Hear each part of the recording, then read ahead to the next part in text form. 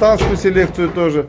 Она, кстати, неразрывно связана с селекцией Мерке, Шу, Кордай, Алматинская область. Сюда, сюда. На ту сторону подойди, к той стенке пройди, чтобы они от меня отошли. И вот такие яркие 2020 года. 6-месячные яркие. Чуть-чуть назад, ребят. И вот по той стене иди. Вот. Посмотрите, насколько они великолепны. Я вот это слово редко применяю. Дальше проходи в угол. Дальше в угол.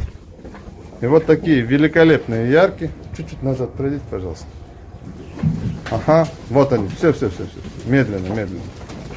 Одна рябая, правда, есть. Но что из-за этого резать тоже жалко. Посмотрите, вот насколько длина. Вот она стоит. 6 месяцев. Как они позируют перед камерой. То есть я считаю, Казахстан тоже может хвалиться вот такими хозяйствами, вот такими любителями, профессионалами, которые доводят свое дело вот до такого идеала. Просто насмотреться. Не насмотреться, насколько это изящно и хорошо. Теперь мы у него посмотрим баранчиков этого года. Тоже 6-7 месяцев, да, получается?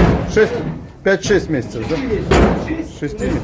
Это все получается у тебя от Гулливера, да? От бульдозера. Вот если вы помните по прошлым публикациям, видеорепортажам, бульдозер, который был в хозяйстве у Ахмеда Сукулука. Мусабаев Ахмед, если вы помните. Это 6-месячные, да, получается? Оттуда сюда. 6-месячные баранчики. Этого года, 2020 года, 6-месячные баранчики. Вот это хозяйство может претендовать на то, что от имени Казахстана выступать, показывать свои достижения. Это одно из таких хозяйств. И именно находится в городе Шу. Хозяйство Алибабы Мурсалзаде. Человек очень целеустремленный, очень основательный, хваткий.